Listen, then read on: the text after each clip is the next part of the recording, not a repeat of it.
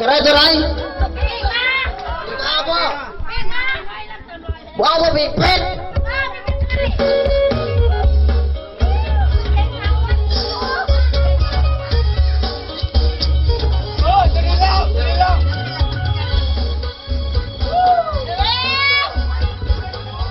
จริงนะว่าฉันเด้อ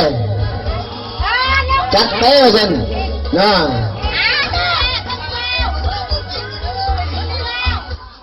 เห็นแล้วบ่ทั้งกิ่งไม้ว่าฉันย่อทั้งคนคอมาว่าฉันเด้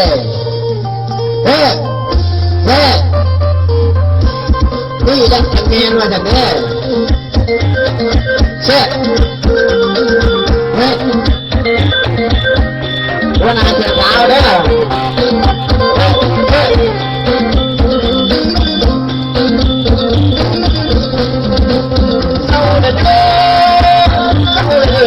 เจ้าเอ๋ยมา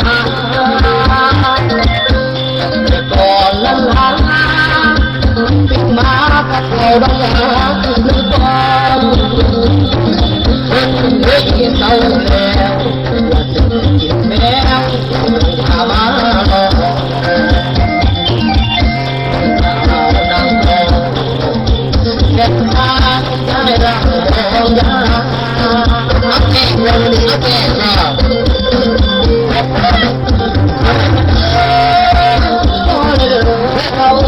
ไม่ติดมาติดน้ำที่เดินมาจะทิ้งแล้วมาอะไรตั้งสาวใจว่าอายม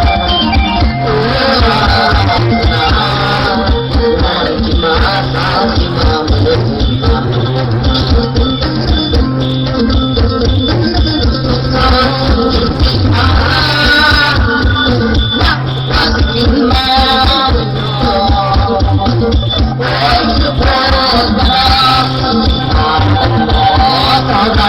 เมื่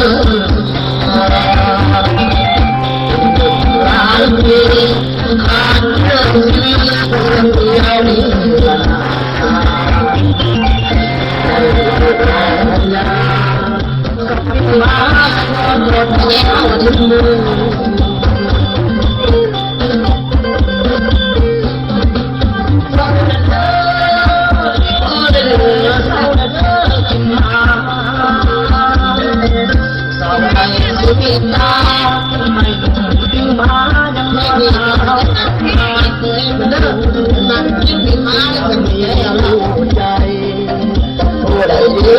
มาเป็นเนื้อโค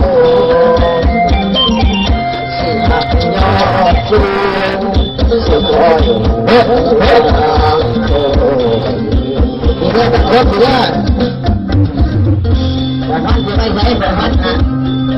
เฮ้ยมาทำอะไรเฮ้ยแต่ท่านจะไม่ได้เฮ้ย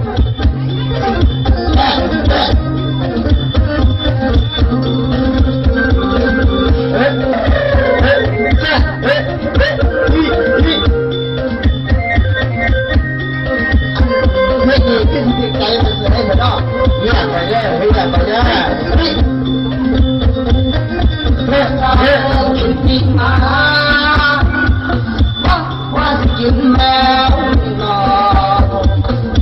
น